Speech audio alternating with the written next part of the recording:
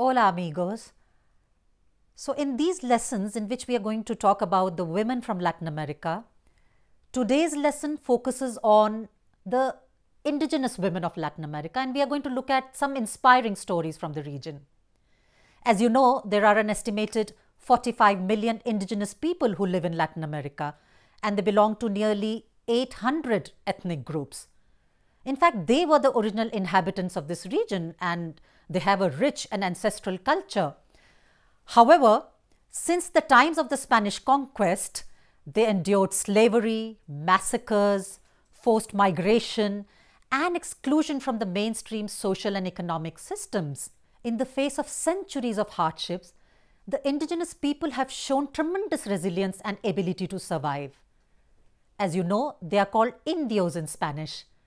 Because when Christopher Columbus arrived in Americas in 1492, looking for a shorter sea route to India, he actually thought he had reached India and started calling the native people indios. Though there were several indigenous communities in the vast regions of the Americas in those times, today mainly three are predominant. The Quechuas, they are the original descendants of the Inca Empire, and they inhabit the Andean regions of Colombia, Ecuador, Peru, Bolivia, Argentina, and Chile.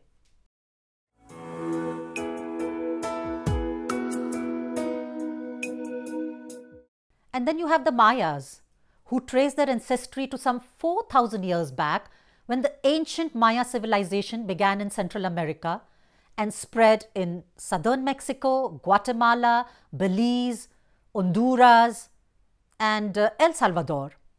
The Maya culture reached its peak in the Classic period, which is about 250 to 900 AD. They had pioneering advances in architecture, math, astronomy, agriculture, and art. In fact, they are very famous for their numerical system and calendar, which are still in use today. And in 50 before Christ, the Maya were even the first people in all of the Western Hemisphere to keep written historical records.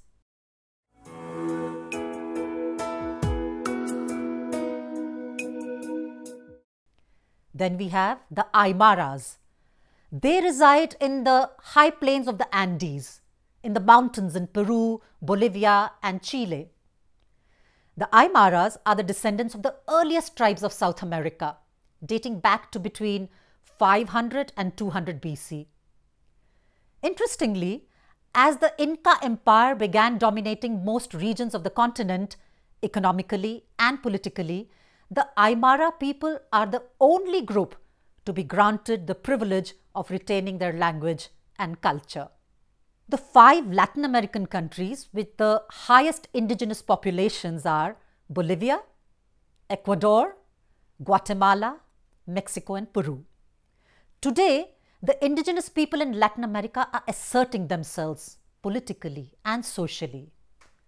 Bolivia, for example, the state with the largest indigenous populace, about 62% of its total population, elected the continent's first ever indigenous president in 2005, Evo Morales.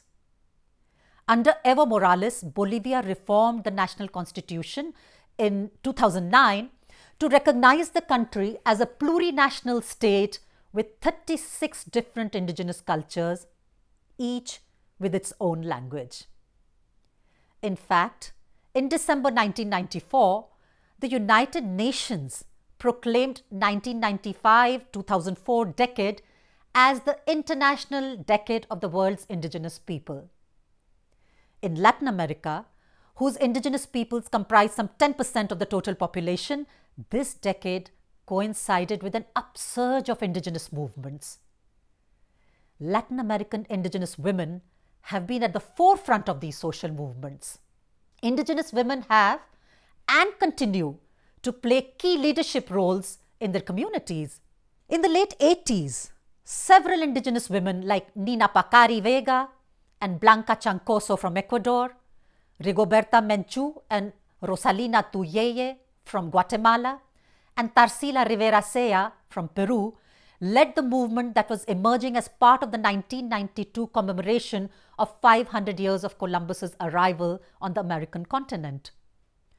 The 500-year anniversary was the unifying factor for indigenous people that prompted them to reflect on their condition and to take action.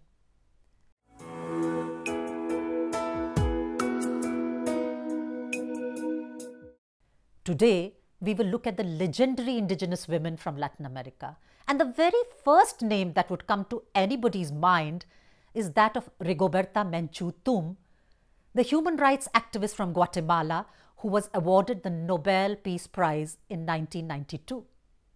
Rigoberta Menchú was born in 1959 in Guatemala in a large peasant family which had descended from the ancient Maya-Quiché culture. Her father was himself a land rights activist, and her mother was an indigenous expert in childbirth in rural areas where doctors did not arrive. Since her childhood, Rigoberta had seen injustice, discrimination, and exploitation towards indigenous people living in the poor areas of Guatemala, and she became involved very young in the struggles of indigenous peoples, which also led to her persecution and then to her exile. Her parents and brothers were killed by the army during the period of repression, which is around 1960 to 1996, the repression against the indigenous peasant and guerrilla movements in Guatemala. In 1980, Rigoberta was exiled to Mexico, and she went to Geneva, where she participated in a working group of the United Nations on indigenous populations to vindicate and promote the rights and defend the lives of all indigenous peoples of America. In 1992, she became the first Indian, that is indigenous, and the youngest woman ever to receive the Nobel Peace Prize for her contribution to social justice and reconciliation among different ethnic groups. She said, "Soy hija de la miseria y la desigualdad social. Soy un caso ilustrativo de marginación por ser maya y mujer. He sobrevivido el genocidio y la crueldad." Which in English would be, "I'm the daughter of poverty and social inequality. I'm the illustrative case of marginalization, being Maya and being a woman. I have survived genocide and cruelty." With the Nobel Prize money, she created the Vicente Menchu Foundation after her father's name to help the most needy and not necessarily only the indigenous. From 1994, she returned from her exile to live in Guatemala, and she has been appointed Goodwill Ambassador for the International Year of Indigenous Peoples, and in 1998, she also received the Príncipe de Asturias Prize, the Prince of Asturias Prize given by the Kings of Spain, in defense and dignity of women. She has served as personal advisor to the Director General of UNESCO and Chair of Indigenous Initiative for Peace. She's a tireless advocate for respect for human rights and for all indigenous peoples. She continues to work to resolve social hardships. For this exemplary woman, all this struggle is for a better future. And she says, "Soñemos un milenio de paz, sin derramamientos de sangre, que nos involucremos en la lucha para la paz, que sintamos amor y entrega por la humanidad." Which in English would be something like this: "Let's dream of a millennium of peace without bloodshed. Let's get involved in the fight for peace. Let's feel love and dedication to humanity." Menchu's voice was first heard all over the world in 1983 when she recounted her life story to Venezuelan anthropologist Elizabeth Burgos Debre and published the book Me llamo Rigoberta Menchú y así me nació la conciencia. The English translation is I, Rigoberta Menchú, an Indian woman in Guatemala.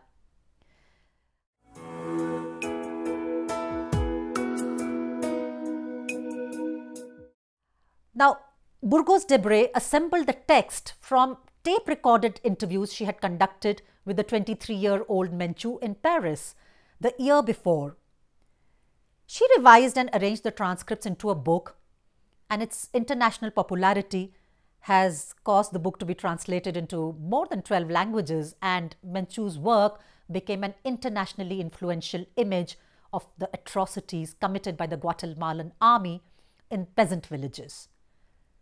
Let's read the opening paragraph of the book. Me llamo Rigoberta Menchú. Tengo 23 años. Quisiera dar este testimonio vivo que no he aprendido en un libro y que tampoco he aprendido sola, ya que todo esto lo he aprendido con mi pueblo y es algo que yo quisiera enfocar. Me cuesta mucho recordarme toda una vida que he vivido, pues muchas veces hay tiempos muy negros y hay tiempos que sí se goza también. Pero lo importante es, yo creo, que quiero hacer un enfoque que no soy la única, pues ha vivido mucha gente y es la vida de todos, la vida de todos los guatemaltecos pobres, y trataré de dar un poco mi historia. Mi situación personal engloba toda la realidad de un pueblo. And now in English. My name is Rigoberta Menchú. I'm 23 years old. This is my testimony. I didn't learn it from a book, and I didn't learn it alone. I'd like to stress that it's not only my life. It's also the testimony of my people. It's hard for me to remember everything that's happened to me in my life, since there have been very many bad times. But yes, moments of joy as well. The important thing is that what has happened to me has happened to many other people too. My story is the story of all poor Guatemalans. My personal experience is the reality of a whole people. Rigoberta Menchú's struggle for indigenous people's rights has accorded her international recognition and spread a message of peace, equality, and justice in the entire world. She is a symbol of strength of the indigenous women and reminds us of a long history of such courageous women in Latin America.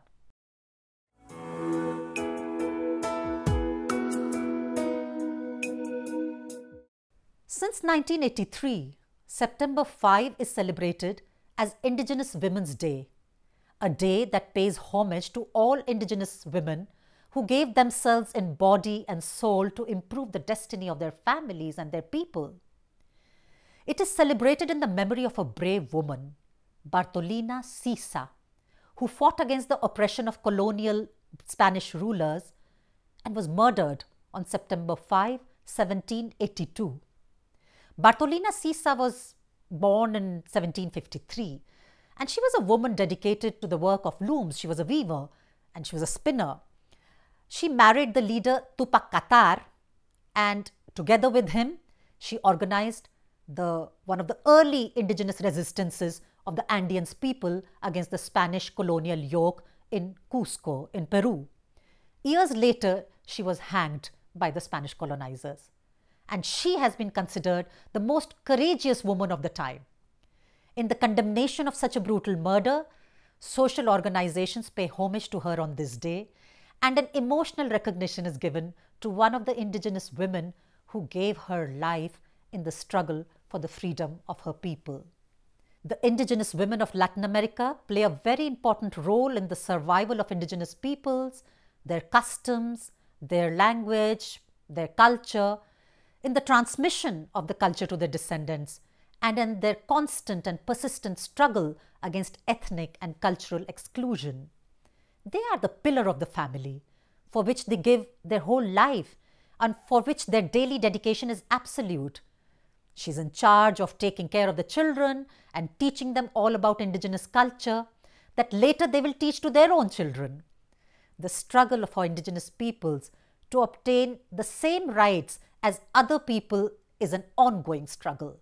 Remembering women like Rigoberta Menchú or Bartolina Sisa and thousands others serves to remind ourselves and to become aware of how to end the exclusions so that they have the same rights and opportunities to live and develop in a world as any other citizen.